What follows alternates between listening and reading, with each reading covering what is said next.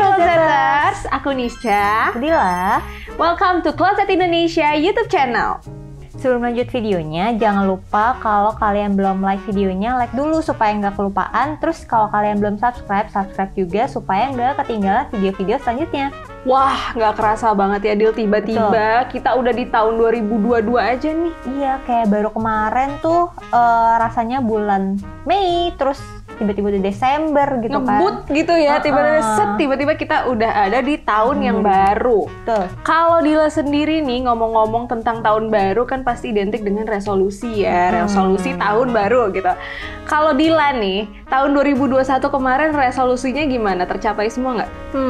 Kalau aku nih kebetulan karena orangnya BM, jadi resolusinya sebenarnya punya dua, ada yang kecil, ada yang gede. Nah kalau misalnya gede-gede itu alhamdulillah banget. Ada beberapa yang udah kecapai, tapi kalau yang kecil-kecil ya bisa lah dilanjutkan ke selanjutnya gitu. Bisa dipending ya, nggak urgent soalnya ya. Betul. Kalau kamu Nisha? Kalau aku sendiri tuh karena tahun 2020 ke 2021 kemarin nih aku menjalani profesi baru, yaitu sebagai ibu gitu loh.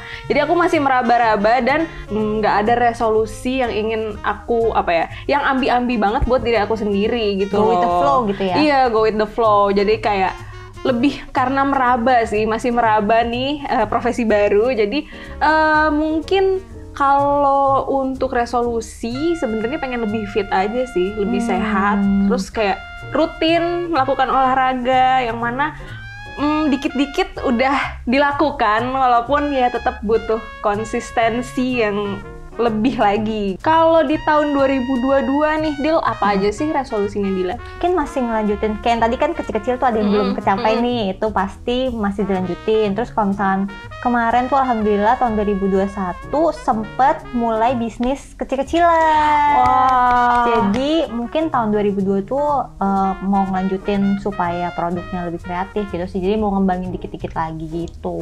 Jadi nyambi ya, sambil bekerja kantoran sambil bikin bisnis gitu, bisnis sendiri. Kalau aku sendiri di tahun 2022 ini lebih pengen melek finansial gitu loh.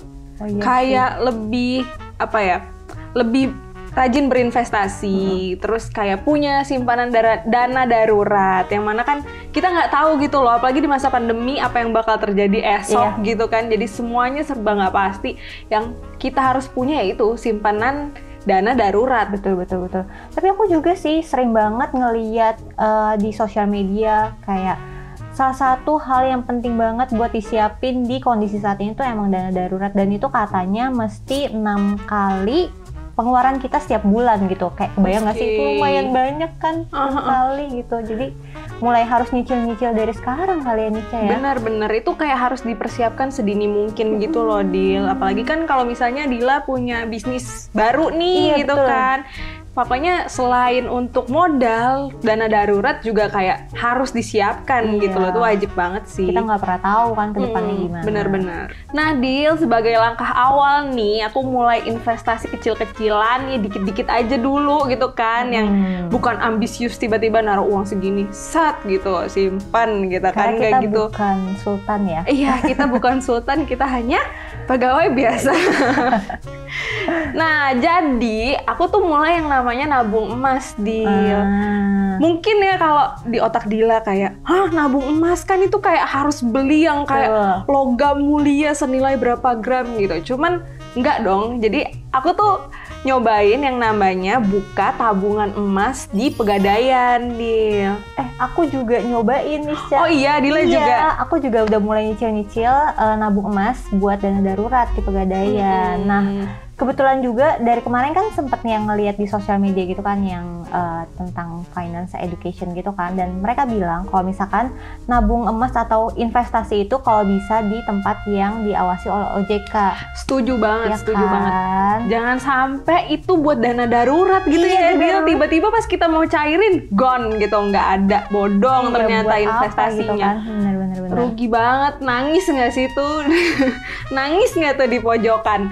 Nah makanya emang harus di badan yang terpercaya, lembaga yang terpercaya, yang memang diawasi oleh OJK, terus sistemnya juga aman dan transparan ya. Jadi kita juga tahu terus nih perkembangannya gitu kan. Memang salah satunya tuh di Pegadaian.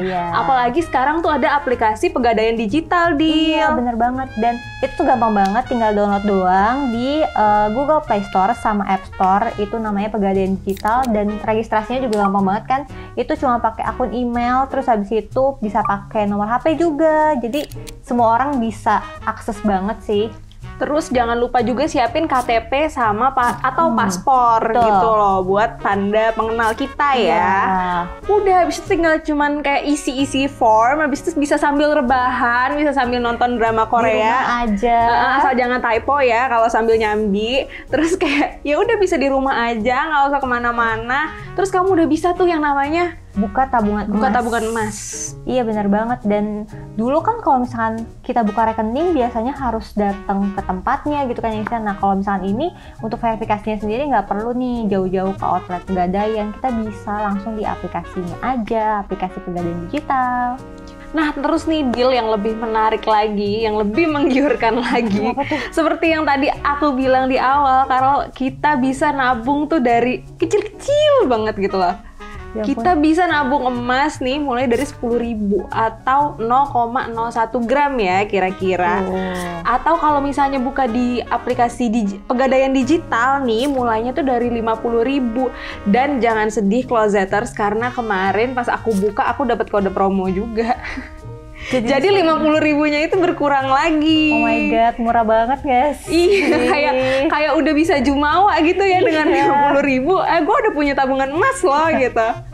Cara top up-nya gampang banget. Setelah login, kamu pilih tabungan emas, lalu klik beli emas.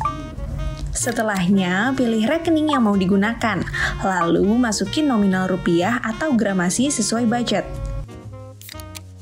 Misalnya Rp50.000 atau 0,05 gram.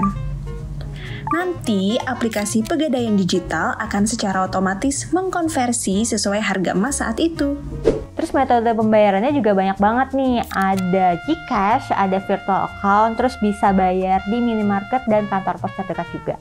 Kalau kita udah pilih jenis pembayarannya mau kita pakai, kita bisa langsung melakukan pembayarannya, lalu nanti kita dapat notifikasi bahwa pembayarannya sudah berhasil.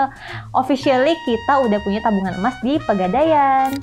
Gimana Closeters? Mudah dan praktis banget kan nabung emas di tabungan emas Pegadaian? Nah, Closeters, ada juga nggak nih yang tertarik buat nabung emas di Pegadaian kayak aku sama Nisha? Atau justru jangan-jangan udah ada juga nih yang punya tabungan emas di Pegadaian? Coba komen di bawah ya. Oke Closeters, itu dia tadi obrol-obrol kita seputar Pegadaian tabungan emas. Untuk Closeters nih yang belum subscribe channel YouTube ini atau yang belum like video-video kita, boleh dong di like dulu dan di subscribe dulu. Closet juga punya ada YouTube channel nih yang bisa kalian subscribe. Ada Closet Beauty, Closet Fashion, Closet Hijab World, Closet Millennial, Closet Add to Cart, Closet Step Out, dan Closet Man. Terus jangan lupa juga untuk follow sosial media @closetid. Thank you so much for watching dan sampai jumpa di video lainnya. Bye!